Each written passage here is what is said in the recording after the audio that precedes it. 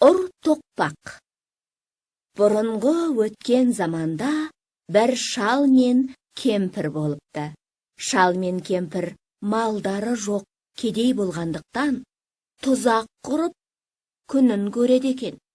Бір күні шал құрған тұзағын келіп қараса, бір қаз түсіп қалыпты. Шал қазды тұзақтан босатып алып, бауыздайын десе, қаз шалға: «Мені сен босат, менен не сұрасаң, соны 1 жылдан кейін ал» дейді. Шал мақұл көріп, қазды босатып қоя береді. Үйіне келіп, жаңағыны айтса, кемпірі шалға ұрсады. Шал: «Қой, сен түк білмейсің» деп, кемпірінің сөзін тыңдамай жүре береді. 1 жыл өтеді. Шал қазға бармақшы болады. Жүре-жүре бір жерге келсе, өңкей түйе жайылып жүр екен. Келіп түйешіден: «Бұл кімнің түйесі?» десе, түйеші: «Бұл Қазбайдың түйесі» дейді. Бұл Қазбай баяғы қаз екен деп, шал ойланып тұрып жүріп кетеді. Bir жерге келсе, көп қой жайылып жатады. «Бұл кімнің қойы?» деп қойшыдан сұрайды. Қойшы: «Бұл Қазбайдың қойы» дейді. Шал жаңағы қойшы баладан: «Шырағым, Қазбайдың бұдан басқа несі бар?» деп сұрайды. Бала шалға: «Қазбайдың 3 жақсы нәрсесі бар. Біреуі піс, қазаным піс десе, әр түрлі тамақ пісіп шығады. Енді біреуі құс, есегім құс десе, алтын құсады. Тағы біреуі ұр тоқпағым ұр десе, адамдарды ұра береді» дейді. Мақұл деп, шал жүріп кетеді. Шал Қазбайдың ауылына келеді. Қазбай шалды күтіп алады. Шал Қазбайдан піс қазанын сұрайды. Қазбай сұрағанын береді. Шал алып үйіне келе жатса, бір жерде асық ойнап жатқан балалар шалға: «Ата, түсіп тамақ ішіп кетіңіз» дейді. Шал түседі. Үйге кіріп бара жатып балаларға: «Шырақтарым, піс қазаным піс демеңдер» дейді. Шал үйге кіріп кеткен соң балалар тыңдасын ба, «Піс қазаным піс» деп шулап қоя береді.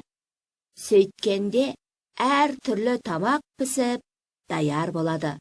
Балалар қазанды айырбастап алып қояды. Шал шығып, қазанды үйіне алып барып, «Піс қазаным піс» десе, еш нәрсе піспейді.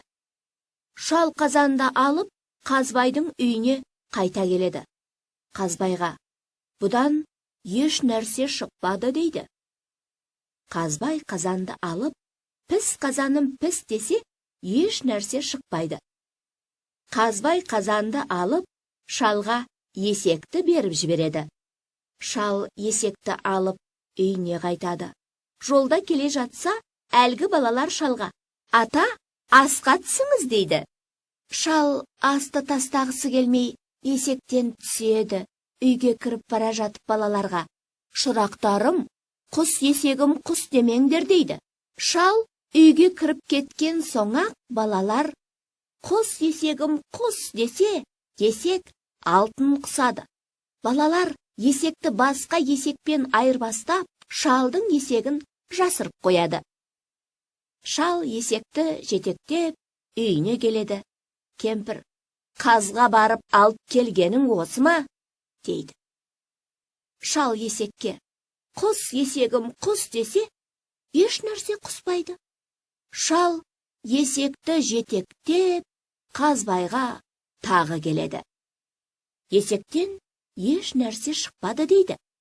Қазбай есекті алып тұрып: «Құс, есегім құс» десе, еш нәрсе құспайды. Шалға Қазбай ұр тоқпағын береді.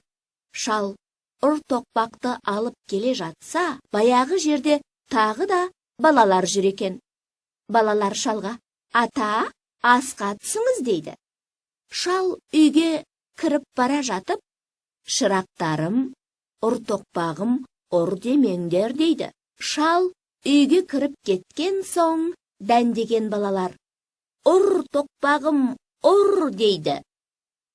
Тоқпақ балалардың әрқайсысын ұра жөнеледі.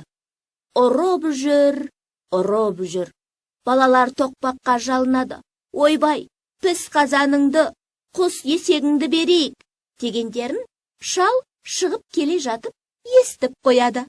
Шал келіп, бәлем, піс қазанды, құс есекті бересіңдер ме дейді. Балалар, мақұл, әкеліп береміз дейді. Шал ұр тоқпақты қойғызады.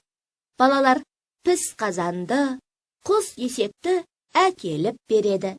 Шал піс қазанды, құс есекті, ұр тоқпақты алып, үйіне келеді. Сөйтіп, мұратына жетеді.